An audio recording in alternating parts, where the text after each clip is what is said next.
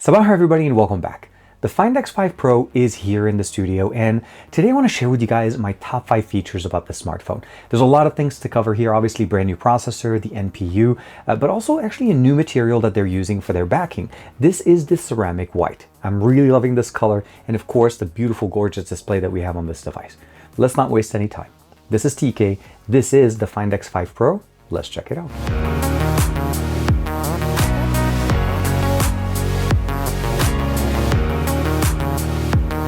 Like and subscribe and make sure you hit that bell icon so that you're always notified to whenever we have new videos on the channel. Here's the package that OPPO sent me. We have the box, the Find X5 Pro 5G. Now, as you see here, this is in the ceramic white color. There's two different. There's the glaze of a black and of course ceramic white. The other thing that we also got here, the 80-watt charger, the brand new 80-watt charger that's included in the box to be able to charge up our device up to 50% in about 12 minutes. A USB Type-A to USB Type-C connection cable to be able to charge, connection and everything that we need. And of course, a cover that's included in the package. Now, one thing they also did include for me here was an actual chip. This is an actual SoC, or the NPU actually, that's built in directly to the Find X5 Pro, the brand new NPU that's powering the imaging processings that we have here on this new device. Very nice, and I'm glad that they included a piece here for a little bit of a memorabilia effect here. Starting off with the specifications, I do want to talk that there's actually a few variants of this device. Not just colors, but variants. There's going to be a Snapdragon 8 Gen 1, which is the model that I have here. This is going to be the one that's available in Europe, as you noticed the charger that we had in the box. And of course, there's the Dimensity 9000 as well that was also going to be released by OPPO. So there's going to be two different variants of this. Depending on the market that you're in, the one model will be available over the other. Both of them are going to be supporting the Mali Silicon X, which is the chips, the NPU that we talked about it before. We're going to be having basically an IP68 rating on this, and it is a ceramic white. So this is an actual ceramic back on this device, which looks absolutely fantastic. That panda look looks really, really good. The glazed black is also the other color that's available. That's kind of similar to the one we saw last year with the Find X3 Pro. Now, as far as the actual battery that we have here, is the 5000 milliampere battery. We do have wireless charging. Now, we can charge the actual battery with either the wire charging, which is the 80-watt charger that comes in the box. This is this charger that comes in there. And this can actually charge it up to 50% in about 12 minutes. But it can actually go up to 80 watts worth of throughput for the charging speed. We still have that dual cell, split cell technology that's in here, so that helps us charge the technology much faster. Now, if we go wireless, we can actually use the charger that we've seen before, and we actually use this up to 50 watts. So 50 watt wireless and wired will be up to 80 watts, which is obviously a big improvement of what we got last year. The cameras that we have on the back is a dual IMX766 sensors. The ultra wide and the main sensor are both calibrated to have similar colors, so that you're going to have pretty accurate color representation between the ultra wide and the main sensor. And what I really like about this, we also have the 5-axis OIS on the main sensor in here. So the primary sensor that's not the ultra wide, which is probably equivalent to more of a 25mm focal length. Again, the last sensor that we have here is the telephoto lens. It's going to be a 13 megapixel sensor. 4K 60 is going to be the best that we can shoot off here, and it's going to look absolutely fantastic. Now, on the right side, we have the power button that's accented with a green color. Hopefully, you guys can see that right there. On the left, we have the volume rocker. We, of course, have the brand new 360 antenna array band that we have in here for better connectivity. Now, 5G will work depending on the market that you're in. So for me, in the US, I wasn't able to pick up 5G, but I was actually able to get some decent speeds, and we'll talk about that. The front-facing camera is an IMX709, and it's an RGBW lens at 90 degrees ultra-wide, or a wide-angle view. So you're able to fit more people in your image, which looks really nice. The only thing is 1080p 30 frames per second is going to be the best video that we're able to get there. We have NFC stereo speakers, bottom 5 speaker, top earpiece to be able to give us that experience. And overall, just an absolute fantastic upgrade. But the display is a 6.7-inch WQHD Plus. So it's a QHD resolution at 120 Hz with basically 0 to 120 Hz refresh rate. So it's a variable refresh rate. And one of the really nice things that I like about it, it has an up to 1300 nits brightness level. So no problem using this outside or even seeing what you're doing. Fingerprint sensor is in the display, as you can see right there. It's an LTPO display. The touch responsiveness here is up to 1000 Hertz. So even though it's 120 Hertz refresh rate, we can get up to 1000 Hertz touch response. So it's going to be great for gaming. So now let's jump into the main thing. Obviously, it's going to be design. The first and foremost, what I really liked about this is that they actually continued this functionality from last year. Oppo was typically known for being very experimental when it comes down to their designs. I mean, if you look at the Find X2 Pro, the original Find X, and the Find X3 Pro, all three of them had different designs. And this one is actually a continuation. You'll notice that the actual, the way the back kind of just ever so nicely kind of covers and goes straight through. And if you're wiping this for any reason, you actually notice that there is nothing that stops you. Just keep going on a very smooth glide, I guess I would say. Very similar to the way we saw it here with the Find X3 Pro. I like the fact that they went with ceramic, and I love the fact that the white one actually looks so nice. That panda look looks really, really good. Some of the main thing that I would definitely appreciate about this device, obviously, is on top of the color, is the fact that we actually have an interesting approach, that we also have a stereo speakers here with the bottom firing speaker and the top earpiece to give you great, not only just great audio experience, but also very louder speakers that we've seen in the past. The other thing, of course, is the 360-degree antenna band that gives us much better connectivity. And that's something that we don't really see on a lot of devices these days. So a big focus on connectivity, as well as the ability of actually getting better connections. So Wi-Fi, obviously 5G connectivity, it's going to work great. In the US, I'm not able to pick up 5G, so I was able to actually pick up 4G LTE, but it's actually been giving me some really decent speeds. I have it really right there. Now, this one's actually running on Google Fi in the US, and surprisingly, this morning, before I was actually starting to record this video, Google Fi started to support the Find X5 Pro. So that was really nice, because before, when I was trying to set it up, it didn't recognize the phone. Obviously, it wasn't released before, and it's being announced today. So this is definitely some of my main design elements that I really like at this. The display that we have here is basically a 10-bit, well, actually, let's go and jump into the second one. The display is obviously going to be the best feature here. On top of the fact that it's a large display, it's 120 hertz, variable refresh rate, as I mentioned, 1 to 120. And again, it has basically some of the really good 10-bit color, basically P3 color gamut. And one of the other things that I love about it is that it actually gets really nice and bright in the sun. So an example would be here, if we want to be able to get it all the way bright, you could definitely, this is not the way I want to do it here, but as you can imagine, this works absolutely fantastic. And I'm going to go ahead and just bring it down a little bit, tone it down for our video here so that it looks reasonably well. But you can definitely see it looks really, really nice. The colors on this are like really, really like nothing you could have seen before. It looks absolutely fantastic. I mean, and as you can see here, the colors on here are just absolutely gorgeous. It's a beautiful LTPO display, and of course what we're getting here is just some really good color representations. And of course, not only just for consuming content, but I'm also talking about the fact you can use actually and enjoy it when you're capturing content, and when you're capturing like videos, images of a sunset, and so on. This is straight off of Netflix. Obviously, this is going to look really, really nice. Now, moving on from the display, we're going to talk about my third favorite thing here, and this is actually going to be something that a lot of us take for granted now, because charging speeds are getting faster with every single iteration or release of any smartphone on the market. So the ability of charging this device with 80 watts of charging on the wired charging, which is really nice, up to from the 65 that we had before. And of course, the ability of using a wireless charging. Now, just for reference, if a lot of you guys are wondering, this is the OnePlus 50-watt charger that was released, I think about a year ago, maybe a year or so ago. And one of the beautiful things is, even though it's charging the OnePlus devices up to 50 watts, it now works also on OPPO devices, which is definitely very nice. And this is, again, one of the main benefits as far as charging. We can go, if you forget to charge the phone, you can plug it in and easily top it off in less than about 10-15 minutes if you're on the run. If your phone is totally dead, you can get up to 50% in about 15 minutes or 12 minutes or so.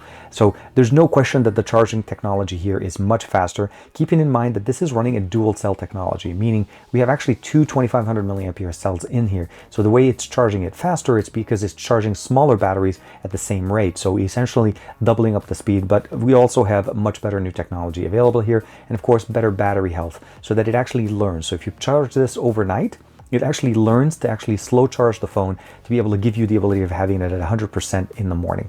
But if you need a quick boost, you can definitely do a lot of performance in there.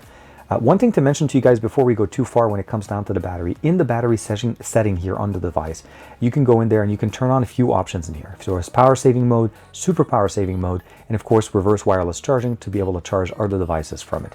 But one of the other things that I love about it is the phone is by default set to be running a non-high performance mode for most usage. The 8 Gen 1 is absolutely more powerful than we actually need. And what I like about this is, I like the fact that if we want to be able to use it at full performance, we can definitely turn it on. Just understand that if you do turn it on, it does drain the battery a little bit faster, as well as the actually maybe a little bit of warming with the device. So again, you can see battery usage and so on. So a lot of nice optimizations. Android 12 and ColorOS 12.1 are definitely supporting us and making sure everything runs smoothly. Now, no phone would be complete if we don't start talking about cameras. So first and foremost, I will say this. Part of the collaboration between OPPO and OnePlus is now that we actually have the Hasselblad moniker coming over on the OPPO side, not just on the OnePlus side. So we saw that the OnePlus 10 Pro has this. Now, obviously, this is beautiful. We're getting some of the color, the natural color representations from Hasselblad tuned in directly into the cameras that we have in here. So overall, the camera experience is powered by a lot of functionalities, mainly the brand new Silicon X NPU. We have a lot of different modes. We have night mode, of course, video, photo, portrait. Video capabilities, we'll get a chance to jump into that. 4K 60 frames per second on the back on the main sensor and the ultra wide, as you can imagine. And of course, on the front, we have the ability of shooting 1080p 30 frames per second, but we have stabilization on both the main sensors on the back as well as on the front. Really nice, especially if you're trying to vlog with this. And the audio quality on here is really second to none. Photography, as you can imagine, ultra-wide telephoto, the 13 megapixel sensor in the back for the telephoto lenses.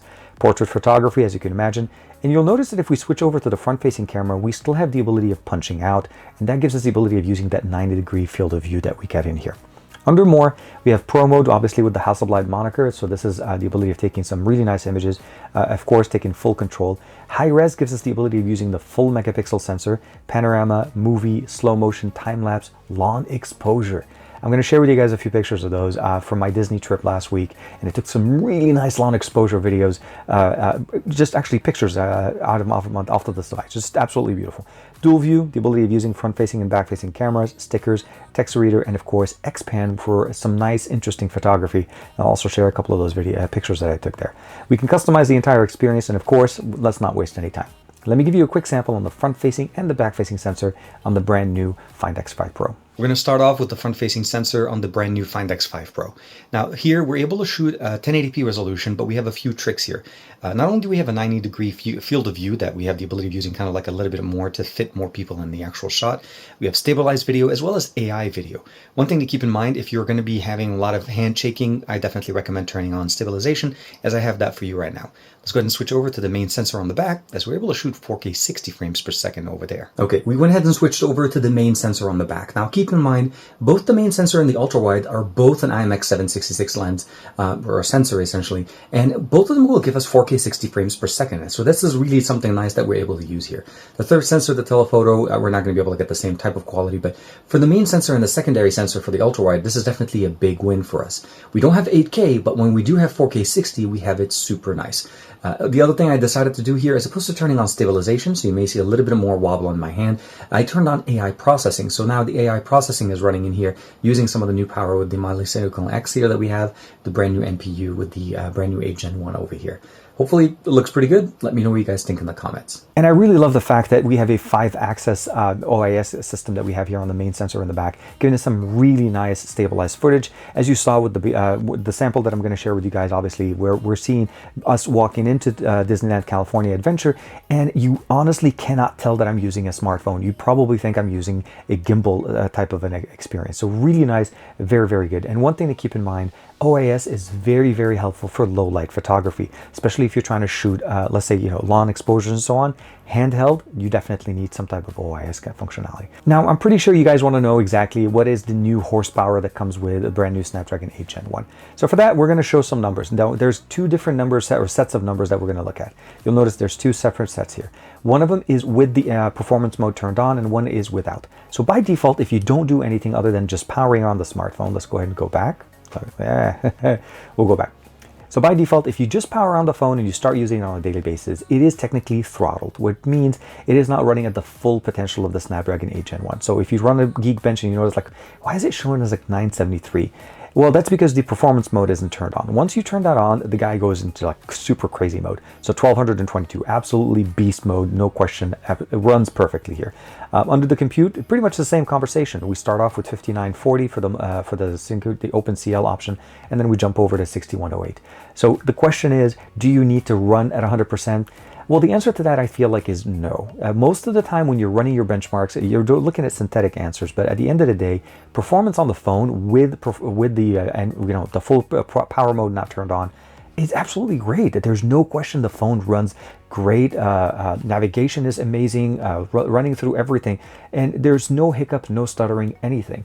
The reality is you only need the performance mode turned on when you really need to start producing content. You're using basically more performance out of the smartphone. I don't even say that you really need it when you're taking videos. It's really when you're trying to edit videos and produce it. So for me, I like to use CapCut to produce a lot of reels and of course videos off my phones. So for me, I do need a lot of horsepower, and for that, I do turn that on when I use it there. Otherwise, it looks and it runs perfectly fine. And as you see here for games, I have Asphalt 9, Genshin Impact, PUBG Mobile, Call of Duty, of course, and Riptide GT. Now, one thing I would really like about this is the system that we have in here now is very functional. You'll notice there's new functionalities that give us the ability of seeing not only the performance level, but also the frame rate that's running within a game. So in this situation, I'm just going to let the PUBG Mobile load up. And if you swipe from the left side on this side, you see the new gaming center. So you can see here we have access to WhatsApp. Performance mode is turned on. I left it on game mode, which means it runs it at full power. Game focus mode to disable any issues or any kind of interruptions. Stopping notifications, of course. Screen recording, I'll share with you guys a short video from there. System status, and what I really like about that is it gives us the ability of seeing not only the frame rate, the GPU load, as well as the CPU load. So if I turn that off, and you'll notice right there, it really runs very, very nice. Lastly, if I swipe back here, we'll notice one more thing. We have orientation lock, voice changer if you want to record audio with it, touch optimization, the ability of turning on touch sensitivity to take advantage of that 1000 hertz touch response rate, and of course game filters if you want to be able to do any of that, and of course you can edit the entire list. One thing to keep in mind, it has a temperature as well as battery percentage present in here, as well as the ability of seeing basically these additional metrics in there. Lastly, of course, you probably want to know, under PUBG Mobile, we're able to get actually some pretty decent experiences. If we want to get the best performance, we need to just say go to HDR, and that gives us 60 frames per second on gaming. If we want to go to Ultra HD, that drops us down to Ultra, which is technically a solid 40 frames per second. Definitely very nice, and we'll be able to share with you guys right now a quick sample of PUBG Mobile.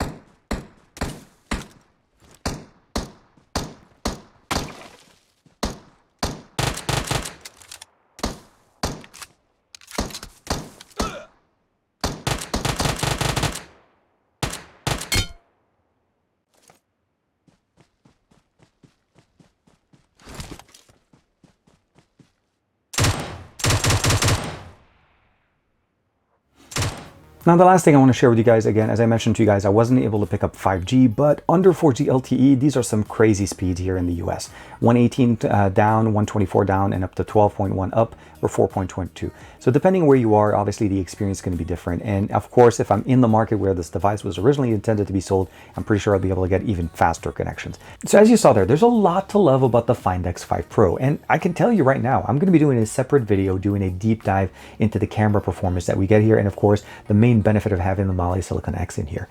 But I also want to share with you guys some pictures and videos that I've taken with the family over, I think was it last week when we were over at Disneyland. And some of the main things that I really loved about this is the lawn exposure and the fact that with the OIS that we have in here, the 5-axis on the main sensor, we get some really good lawn exposure photography with this, especially in low light because of the Mali Silicon X. And that's really some of the things that I wasn't able to do with a lot of other devices.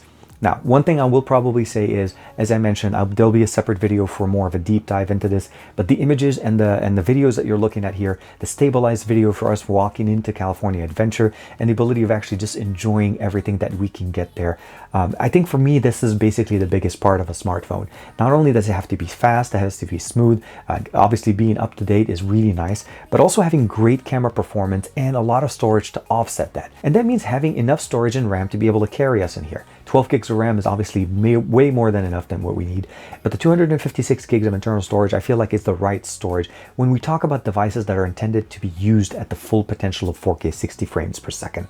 So with that being said, I am very happy that the Find X5 Pro exists. I'm very happy that it exists, and I have the panda color. So I hope you guys are enjoying this video. Let me know in the comments below, what do you guys think and what would you like me to focus on? Everything about this phone is really screaming speed. There's really not a lot of things that we can say that basically are slowing it down. If you'd like to see more specific videos like a gaming video and of course a deep dive camera, please let me know in the comments below and I'll be more than happy to put that out for you guys. Otherwise, thank you very much for the support. Like and subscribe as usual. I'll see you in the next video.